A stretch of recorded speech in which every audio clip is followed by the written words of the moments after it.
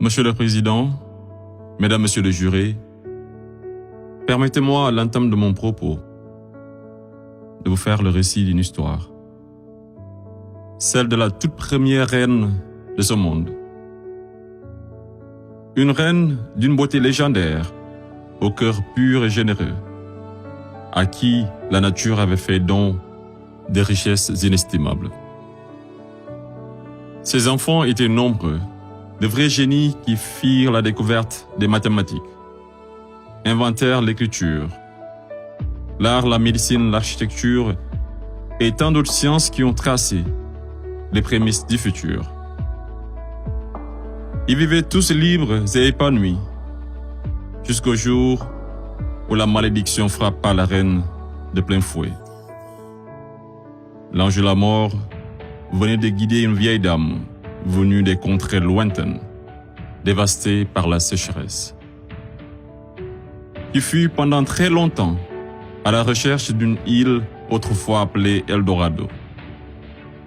Elle parvint enfin à déposer ses valises aux portes de cette île aux multiples trésors cachés, accompagnée de ses enfants les plus assoiffés, puis songea à construire un cheval de Troie qui sera offert en signe d'amitié, et lui fit don également de nombreux présents, parmi lesquels une boîte de Pandore.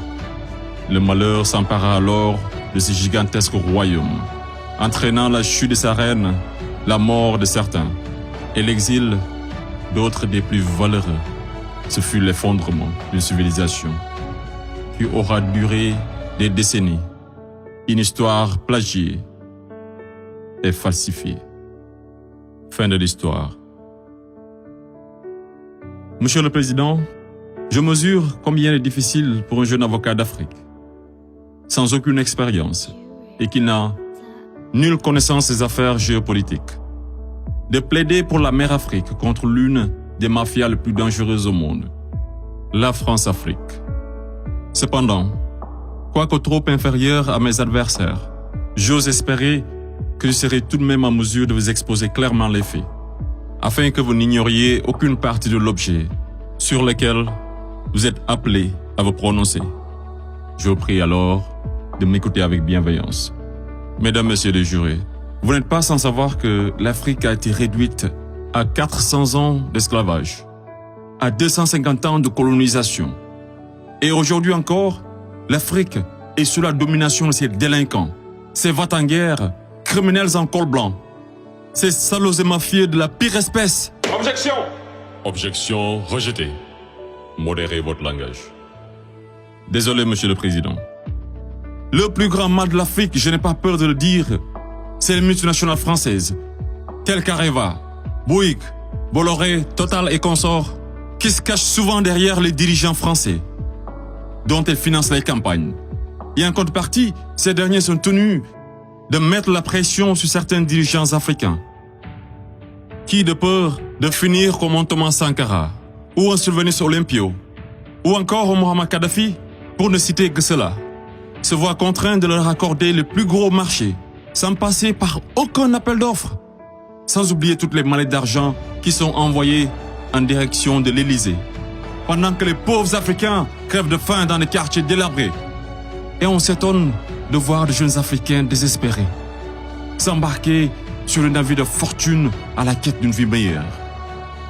Et je vous assure qu'ils sont nombreux parmi ces jeunes à avoir tenté toutes les voies et moyens légaux, mais en vain. Pendant ce temps, la France et l'Union européenne se font des fortunes derrière leur business le plus lucratif, les demandes de visa Schengen, qui sont pour la plupart rejetées sans aucun motif valable. Monsieur le Président, avant que je n'oublie, permettez-moi de poser une question à la France-Afrique. Parmi tous les leaders africains morts assassinés, pouvez-vous nous citer ne serait-ce qu'un qui fut réputé un grand ami de la France? J'imagine qu'il n'y en a pas eu. Mesdames, Messieurs les jurés, je vous laisse juger. Monsieur le Président, j'accuse la France, la France-Afrique, de crimes contre l'humanité, de crimes d'agression, de crimes économiques et d'avoir été derrière des crimes de génocide. La plupart des dirigeants français sous la Ve République me rappellent des propos d'un homme sage qui disait, je cite, « Les postes éminents rendent les grands hommes encore plus grands et les petits hommes encore plus petits. » Fin de citation.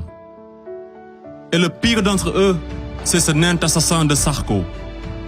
Ce trafiquant d'influence, connu pour sa mégalomanie, l'homme aux scandales multiples, Bettencourt, Tapi, Kadhafi et j'en passe. Ce criminel contre l'humanité, toujours en liberté, qui se la coule douce derrière les mélodies de la brune, alors que sa place se trouve à la haie.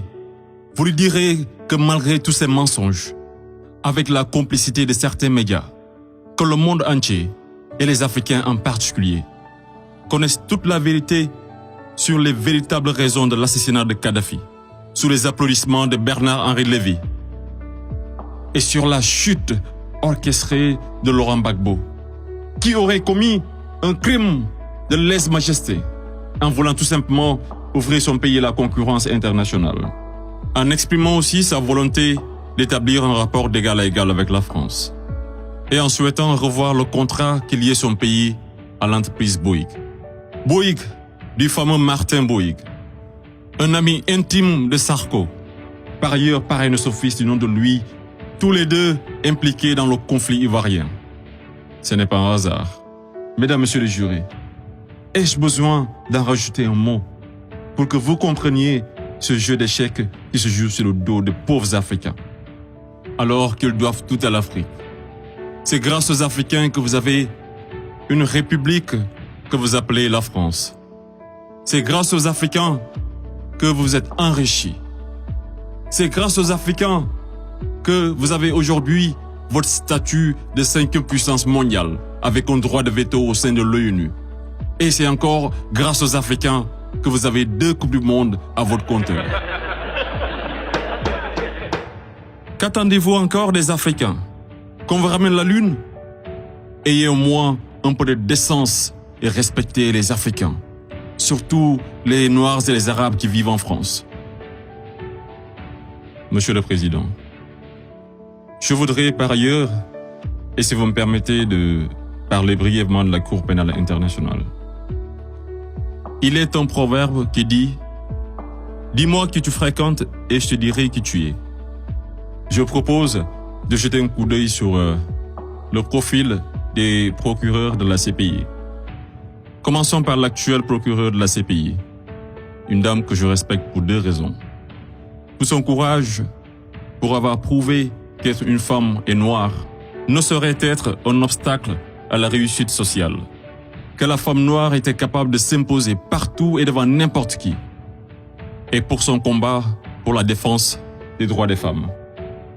Mais devrions-nous faire semblant d'oublier qu'elle fut procureure générale, proche collaboratrice et conseillère juridique du président, et ministre sous l'une des pires dictatures de l'histoire de l'Afrique, sans jamais démissionner? N'est-elle pas comptable de ce régime? Le premier procureur de la CPI, l'Argentin Luis Moreno Ocampo, une haute personnalité dont le nom est impliqué dans les affaires de viol, de corruption, d'abus de pouvoir. Un procureur de la CPI qui détient avec son épouse des entreprises offshore dans les paradis fiscaux des îles Vierges, de Panama et de Belize. Et c'est le même type qui aujourd'hui offre ses services aux personnalités poursuivies par la CPI afin de les aider à échapper au séjour à la haie, moyennant de grosses sommes d'argent. Et tenez-vous, qui sont 123 pays à avoir ratifié le traité de Rome. Et sur 10 enquêtes ouvertes, 9 sont africaines. Je me pose la question à savoir, sommes-nous dans une cour pénale internationale ou africaine? Voilà une cour qui représente pour les Occidentaux un instrument d'oppression et de domination des Africains et de leurs dirigeants.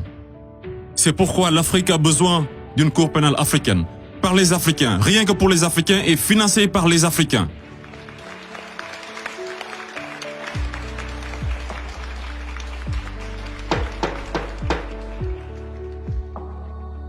Monsieur le Président, je ne suis qu'un jeune ignorant qui ne prétend point détenir toute la vérité. C'est pourquoi je vous apporte des documents qui vous permettront d'y voir un peu plus clair. À l'exemple de cette copie d'une conférence de François-Xavier Verschave intitulée De la France-Afrique à la mafia-Afrique. Je salue également le courage de ces hommes et femmes de valeur qui osent lever leur voix pour défendre les intérêts de l'Afrique. Je pense au grand Kémy Séba avec l'ONG Urgence panafricaine. Je pense également à notre frère Claudie, à Fatou Diom, au grand Youssou N'Dour, à notre maman Angélique Kidjo et d'autres artistes des plus engagés comme Alpha Blondy et Tiken Jah Fakoly pour ne citer que cela. Sans oublier toutes ces personnalités qui œuvrent pour la promotion des jeunes et des femmes à l'égard du docteur Anta Sané et bien d'autres femmes de valeur. Monsieur le Président, loin de moi l'idée de proliférer des menaces. Mais si par malheur, la France-Afrique est aujourd'hui acquittée, sachez que la jeunesse africaine l'obligera à quitter. Elle se mobilisera davantage et réunira toutes ses forces vives, hommes et femmes de valeur, sans exception d'âge. Intellectuels, sportifs de haut niveau, artistes de renommée internationale et sympathisants de l'Afrique. Et tous mèneront une campagne dévastatrice par tous les moyens pacifiques afin de dégager un par un ces béni-oui-oui, présidents marionnettes de la France-Afrique, en faveur de vrais leaders panafricains véridiques qui auront le courage de mettre fin à la domination de cette mafia et qui décideront de la fin de la plus grosse arnaque de l'histoire, le franc CFA.